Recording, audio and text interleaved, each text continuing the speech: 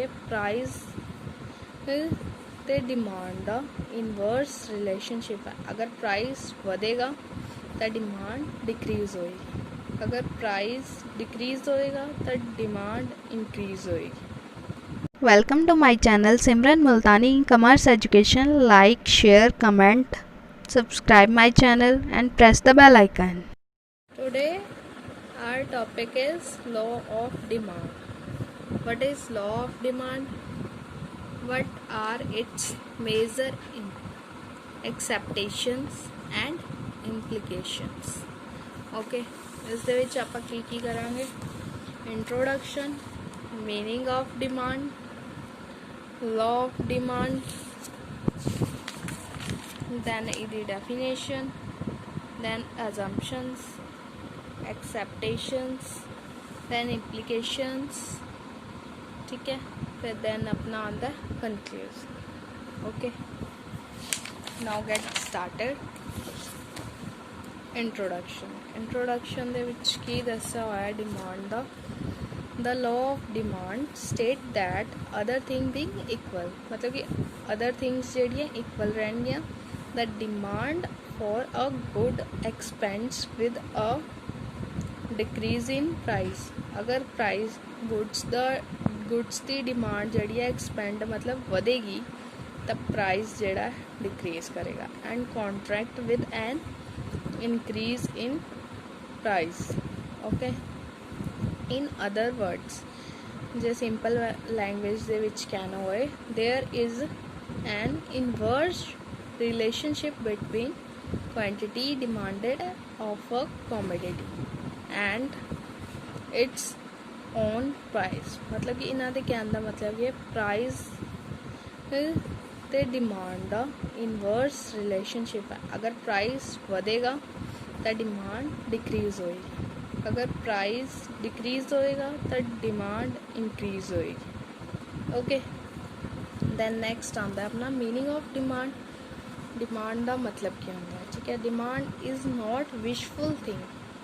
Demand जी है wishful thing नहीं है। For example money is available, ठीक है, and wish is separate. Money जोड़ा अवेलेबल है, ठीक है, विश जी है वो अलग चीज़ होंगी, इच्छा होंगी है, ठीक है। Thus demand for a commodity refers to the desire to buy a commodity backed with sufficient purchasing power and the willingness to spend. Demand होंगी है desire, ability to pay, willingness to pay, ठीक है। ਇਹ ਹੁੰਦੀ ਆਪਣੀ demand ਕਿ ਆਪਣੇ ਕੋਲ ਜਿੰਨਾ ਪੈਸਾ ਹੈ ਜਾਂ ਜਿੰਨੀ ਅਮਾਊਂਟ ਹੈਗੀ ਆ ਉਸ ਅਕੋਰਡਿੰਗ ਆਪਾਂ ਪੇ ਕਰਦੇ ਹਾਂ ਜਾਂ ਉਸ ਅਕੋਰਡਿੰਗ ਆਪਣੀ ਚੀਜ਼ ਪਰਚੇਜ਼ ਕਰਦੇ। ਦੈਨ ਆਪਣਾ ਹੁੰਦਾ law of demand. Law of demand ਦਾ ਮੀਨਿੰਗ ਕੀ ਹੁੰਦਾ? ਠੀਕ ਹੈ, law of demand indicates that there is an inverse relationship between price and the quantity demanded of a commodity, that is with rise in price demand will, मतलब कि rise in price ਜਿਹੜਾ ਵਧੂਗਾ, demand will fall, and with fall in price demand will rise. Okay, ਜਿਵੇਂ ਮੈਂ ਤੁਹਾਨੂੰ ਅੱਗੇ ਦੱਸਿਆ meaning 'ਚ ਹੈ ਨਾ, ਪ੍ਰਾਈਸ ਰਾਈਜ਼ ਹੋ ਰਿਹਾ ਤਾਂ ਡਿਮਾਂਡ डिक्रीज़ हो रही है, फॉल कर रही है, ठीक है। डिमांड राइज होएगी तो प्राइस फॉल करेगा। दैन डेफिनेशन दे विच according to Marshall, the law of demand state that amount demanded increase with a fall in price and diminish when price increases, other thing being equal. ये Marshall ने क्या है, ये definition ditto रहेगी। It's very simple to learn it. Okay, then आते अपने assumptions दे विच की क्या है? No change in the taste of consumer दे टेस्ट दे विच कोई चेंज नहीं आएगा। No change in income of consumer, consumer दी इनकम ते कोई इफेक्ट नहीं पेगा, ठीक है। No change in price related goods, कोई चेंज नहीं आएगा प्राइस दे विच जो कि रिलेटेड गुड्स ने, ठीक है। Consumer do not expect any change in near future दे विच भी कुछ ऐदा दा चेंज नहीं आएगा, ठीक है। नो चेंज इन पॉपूलेशन, कोई पॉपूलेशन दे विच चेंज नहीं। No change in total asset दे विच भी कोई चेंज नहीं होंदा, ठीक है। किसी भी चीज़ च मतलब कि कोई भी चेंज नहीं होंदा, यही है असम्पशनस ने ए दियां। दैन अपनी आंदी है एक्सैप्टेशंस दे विच हुंदा Giffen goods, these are inferior goods, ठीक है। अगर प्राइस फॉल डाउन होएगा तो डिमांड भी fall down, price rise then demand भी राइज। इग्नोरेंस ऑफ कंज्यूमर नूं इग्नोर किया जाता है। दैन आर्टिकल ऑफ डिस्ट्रिक्शन, ठीक है। These are the status symbol goods, मतलब कि सिंबल्स ते डिपेंड करते, जिवें प्राइस इंक्रीज होएगा डिमांड भी इंक्रीज होएगी, ठीक है। जिवें कि डायमंड है, डायमंड के प्राइसिस राइज होंदे हैं, डिमांड भी वही राइज होंदी है। पेंटिंग्स हो गया जिहड़ियां बहुत एक्सपेंसिव होंदियां ने, ठीक है, उन्हां दा भी राइज होंदा प्राइस ते डिमांड भी राइज होंदी। दैन नैक्सट आंदा अपना इस दे विच goods expected to become costly. कुछ गुड्स होंदियां जिहड़ियां एक्सपैक्टेड होंदियां कि वो कॉस्टली होणगियां, ठीक है। नैसेसिटीज़, जिवें कि जिहड़ी चीज़ नैसेसरी आपां नूं चाहीदी आ, फिर जिवें आटा है, दाल है, महंगी होवे तां बट आपां लांगे ही ना, without these we can't stay ना।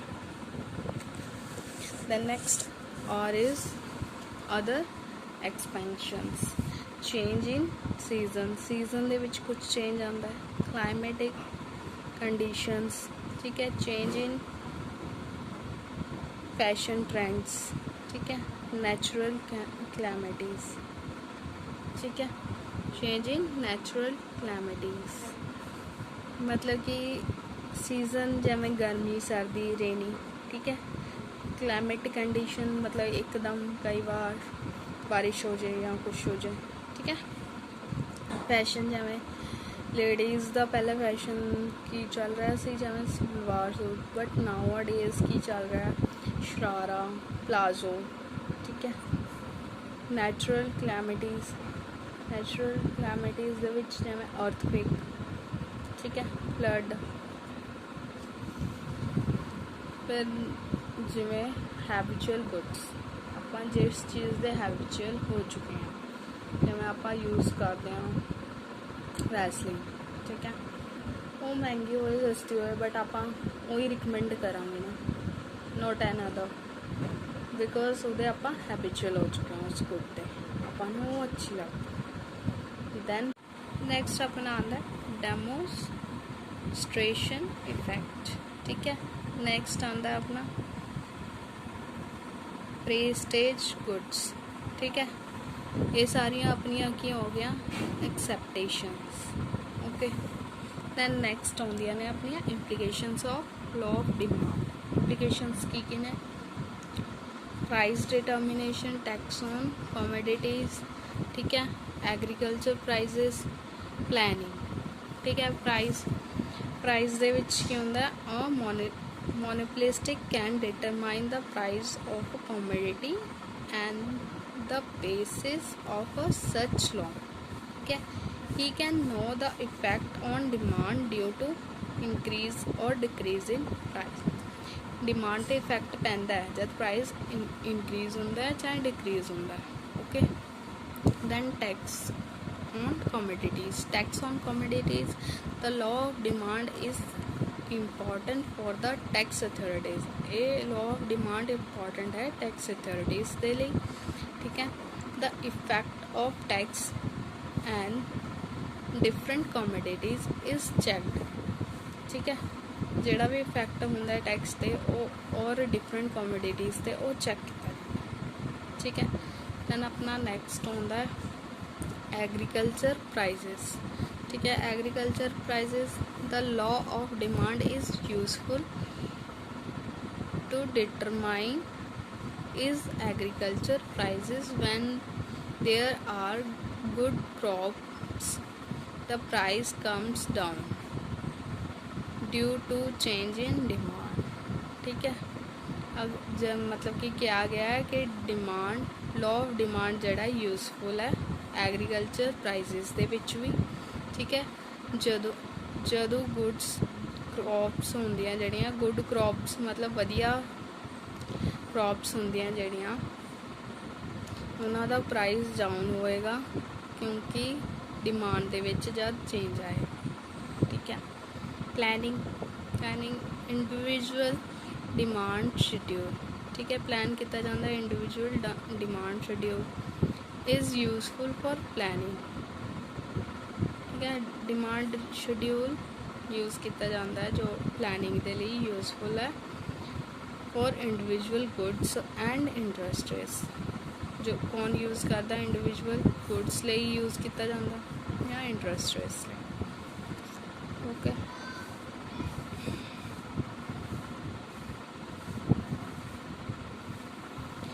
दैन अपना नैक्सट आउंदा है कनक्लूजन दे विच की दिता गया, we conclude that demand have a inverse relationship with price. ठीक है, प्राइस दे नाल इनवर्स रिलेशनशिप हुंदा है डिमांड दा।